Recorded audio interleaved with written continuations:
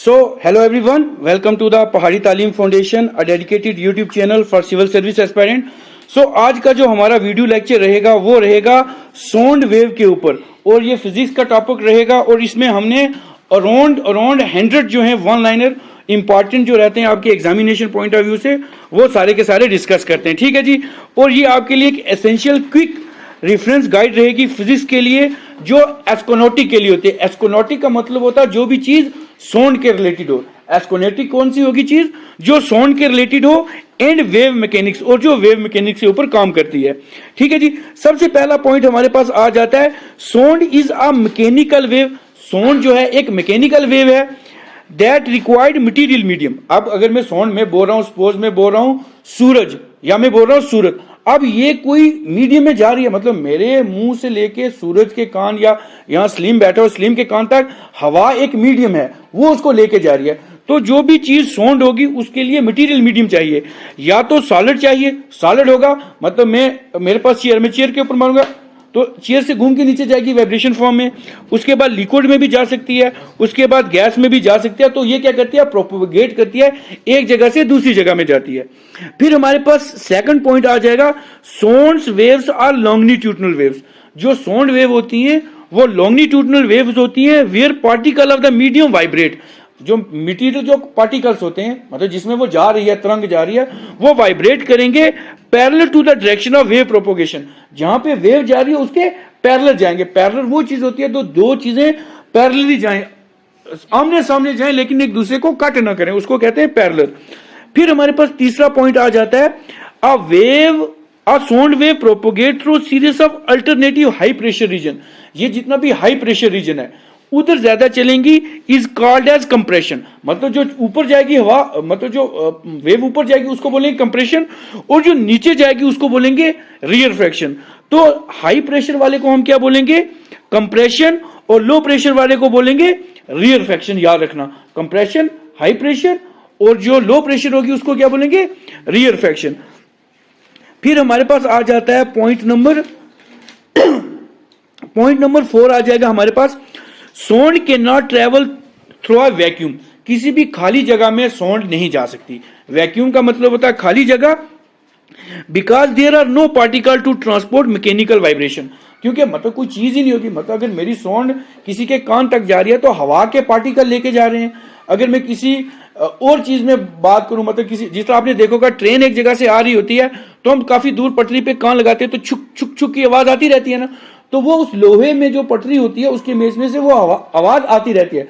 तो वो पटरी उसके लिए क्या होती है? मीडियम होता है। ठीक है जी। तो ये क्या करती है? वैक्यूम, खाली जगह में कभी भी आवाज नहीं जाएगी। फिर हमारे पास पांचवा पॉइंट आ जाता है, द स्पीड ऑफ साउंड। जो साउंड की स्पीड होती है depend upon the elasticity and density of material through which it travel. मतलब जो साउंड की स्पीड होती है, इलास्टिसिटी का मतलब क्या होता है? लचीलापन। और इलास्टिसिटी को हम क्या कहते हैं? The ratio of stress and strain. मतलब अब मैं बोलूं अगर सबको कि सबसे ज्यादा लचीली कौन सी चीज है, रबड़ है या सिल्वर है? रबड़ है या सिल्वर है? आप सब बच्चे बोलेंगे रबड़ लचीली है ज्यादा, लेकिन लचीली रबड़ नहीं है। सबसे ज्यादा लचीली कौन सी चीज है? सिल्वर है। कि लचीलेपन का ये मतलब है कि उसको जितनी बार ऊपर नीचे करो, स्ट्रेस या स्ट्रेन दो, वो टूटे ना। तो इसलिए रबड़ जो होती है उसको इतना खींचेंगे एक टाइम पे टूट जाएगी, लेकिन सिल्वर को हम खींच के जितना मर्जी लेके जाएं वो टूटता नहीं। तो उसको बोलते हैं इलास्टिसिटी। और डेंसिटी का मतलब क्या होता है? डेंसिटी का मतलब होता है वो कितनी घनी है। आपने जबान क्या, ये दूध घना है, ये तेल घना है, तो वो होता है उसके ऊपर ये डिपेंड करती है स्पीड ऑफ साउंड किस में ट्रेवल ज्यादा करती है। फिर 6वां पॉइंट हमारे पास आ जाता है, साउंड ट्रेवल फास्टर।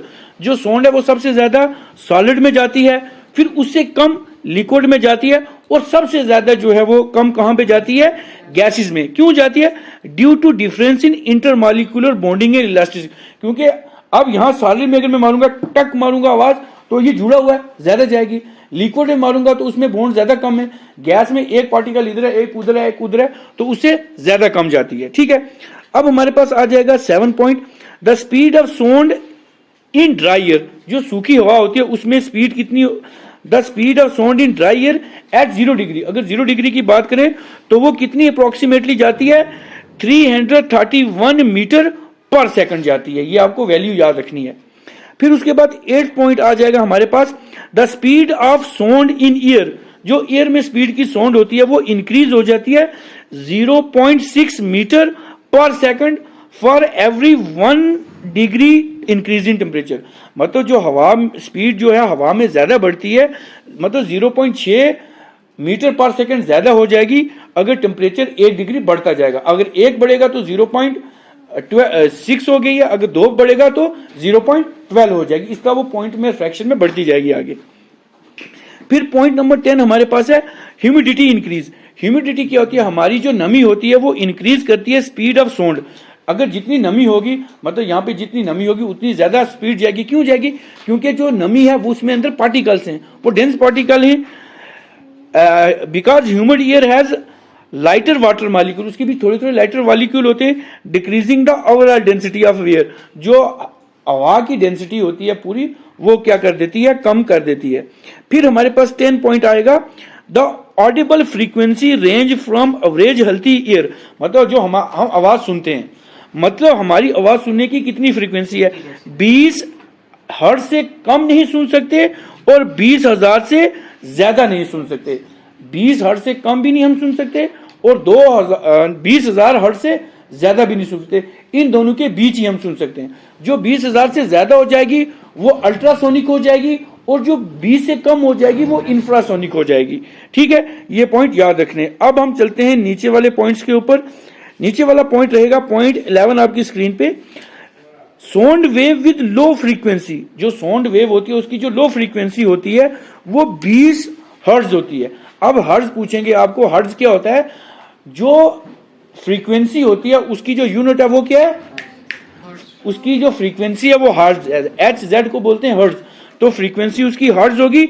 इसी को हम क्या कहते हैं, अल्ट्रासोनिक या अल्ट्रासोनिक वेव। अल्ट्रासाउंड या अल्ट्रासोनिक वेव जो मतलब 20,000 से ज्यादा हो जाएगी उसको हम अल्ट्रा या अल्ट्रासाउंड या अल्ट्रासोनिक वेव कहते हैं।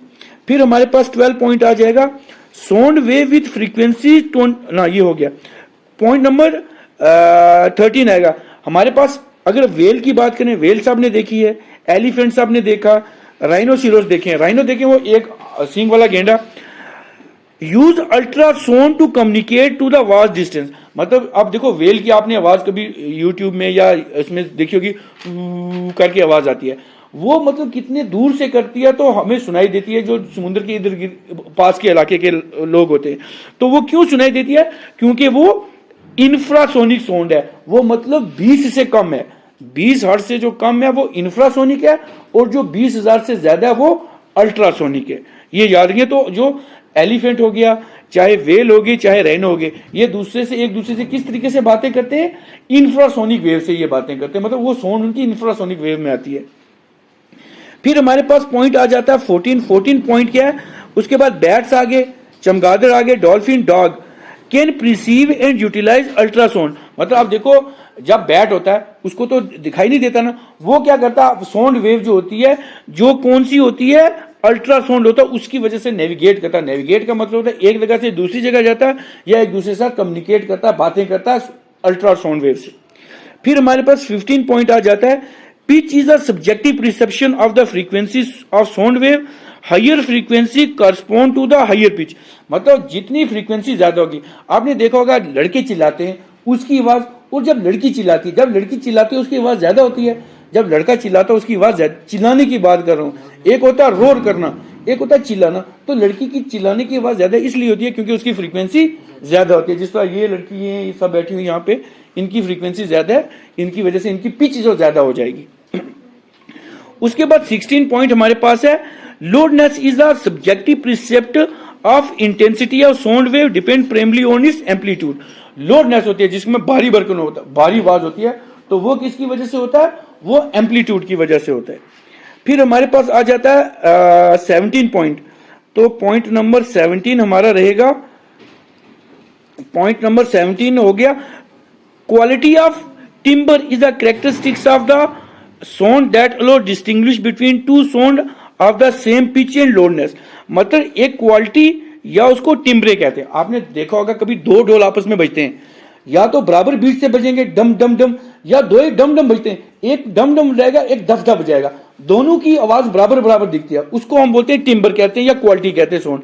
एक टाइम में क्या होता है, two sound of the same and loudness allow करती है, तो ये क्वालिटी उसकी लोड करे।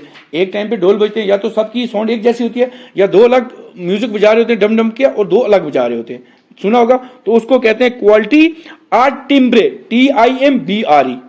उसके बाद 18 पॉइंट रहेगा, the intensity of sound is defined as the sound power per unit area perpendicular to the direction of propagation. Intensity जो होती है वो किसके रिलेट होती है, perpendicular to the direction of propagation, मतलब जिसके लिए जा रही है उसके साथ वो प्रोपेंडिकुलर होगी, प्रोपेंडिकुलर मतलब 90 डिग्री होगी। फिर पॉइंट नंबर 19 रहेगा, साउंड इंटेंसिटी इज मेजर्ड, जो साउंड की इंटेंसिटी होती है जिसको तीव्रता कहते हैं तो वो क्या होती है, वाट पर स्क्वायर मीटर होती है। याद रखना क्या होती है, वाट पर स्क्वायर मीटर होती है। वाइल रिलेटिव इंटेंसिटी, जो रिलेटिव इंटेंसिटी होती है वो किससे हम नापते हैं, डेसिबल से। साउंड की जो रिलेटिव इंटेंसिटी है उसकी यूनिट क्या है, डेसिबल है, उसको डीबी से लिखते हैं। फिर पॉइंट नंबर 20 आ जाएगा, द डेसिबल स्केल एल्गोरिथमिक। ये क्या होता है, इन इंक्रीज, अगर 10 डेसिबल बढ़ेगा तो वो क्या होगा, 10 फोल्ड इंटेंसिटी ऑफ, अगर 10 डेसिबल बढ़ेगा तो मतलब 10 फोल्ड का मतलब 10 बार साउंड की जो है वो इंटेंसिटी बढ़ेगी। मतलब मैं अगर थोड़ा सा चिल्ला रहा हूं, अगर मैं 10 का चिल्लाऊंगा तो वो 10 बार साउंड ज्यादा चिल्लाएगी, ठीक है जी। उसके बाद 21 पॉइंट आएगा, the threshold of human hearing, जो इंसान के सुनने की हियरिंग असाइंड वैल्यू है वो 0 डेसिबल है, 0 डेसिबल है। उसको इक्विवेलेंट किसके मानते हैं, 10 रेज टू पावर -12 W/m², या उसको एट 1000 हर्ट्ज के ऊपर उसको मानते हैं।